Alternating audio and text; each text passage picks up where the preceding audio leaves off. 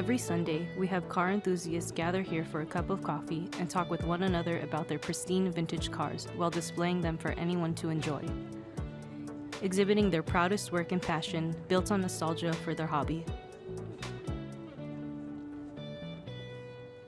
Once I retired and I started getting really involved with my cars, going out to gatherings, car shows, I've made a lot of friends.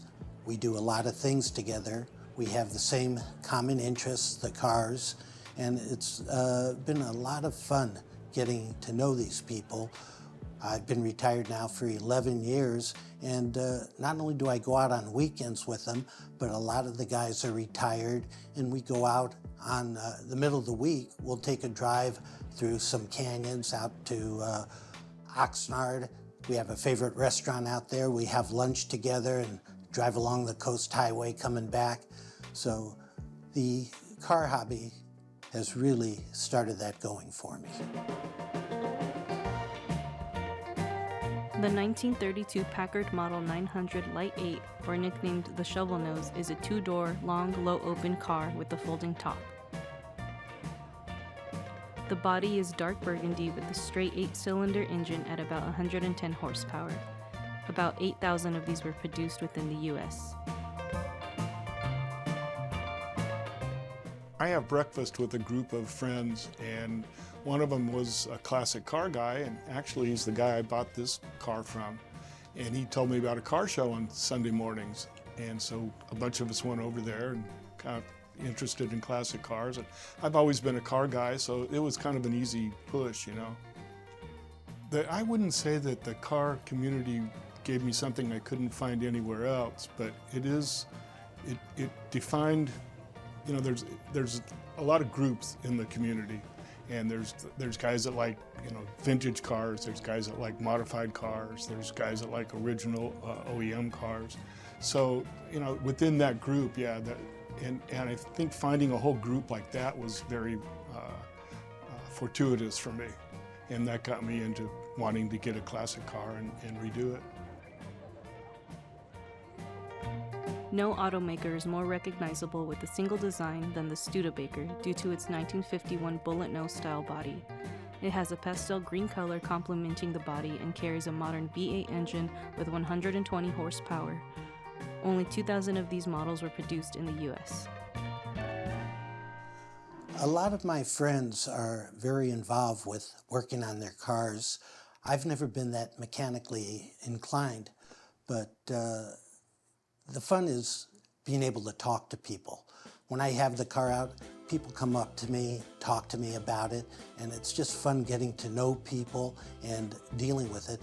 As far as the skill set, my skill set's driving the cars. So I go out for drives, and I have 5 cars in my collection, and I will drive each one once a week. And if I haven't taken it out on the weekend, I'll just go for a ride. The newer cars I'll take on the freeway. The older cars I'll just drive up the Coast Highway along the beaches. So it's just a lot of fun. So I've always been a car guy, so getting into classic cars wasn't any big deal. My brother was 14 years older than me and was into hot rods and things like that, so I grew up around that. My father was a good mechanic, and we used to be able to fix up old cars and sell them, and you know, I grew up that way, so getting into classic cars this late in life was not a big deal. It was just you know, I like the old cars. It's as old as I am, so. My car history starts back to when I was an infant. I've got pictures of myself with my brother and sister in the late 40s sitting in one of my parents' convertibles. My parents always had convertibles. And as I was growing up, our family would go out on weekends for outings in one of the convertibles. My sister was a lot older, but my brother and I would be sitting in the back seat of a convertible driving out from West LA to either Thousand Oaks in Ventura County or San Bernardino. And we'd be in the back seat, no seat belts in those times. The top was down, summertime, the air was warm, the wind was blowing. With these wonderful car enthusiasts keeping the tradition, we can conclude that these enthusiasts worked hard on their passion to keep the nostalgic feeling for classic cars alive. So monetarily, no, it's not really a money-making project. My cars, I've owned it for 13 years. I've got several thousands of dollars in it. And I think I made $350 renting it out to the movies one time. So it's not really a money-making thing. As far as notoriety, yeah, we all compete for trophies, and I've got a few trophies that this car's won, and that's probably the most you could expect. Receiving any financial advantage, no. I've had a few people come and ask me to do commercials and shoot the cars, but the people usually don't respect the cars, so I decline. So depending what kind of maintenance it requires, if it's something heavy, yeah, I have to take it to a shop and have them do it. Cosmetic stuff and putting in batteries and fixing little things here and there, I can do myself, and I enjoy doing it actually. But maintenance, changing the oil and that kind of stuff that requires a mechanic, I'll take it in and have it done just because I've got so much invested in it that I want to keep it nice. I enjoy driving the cars. When there's a problem, I try and diagnose it myself. If it's something minor, I'll play with it.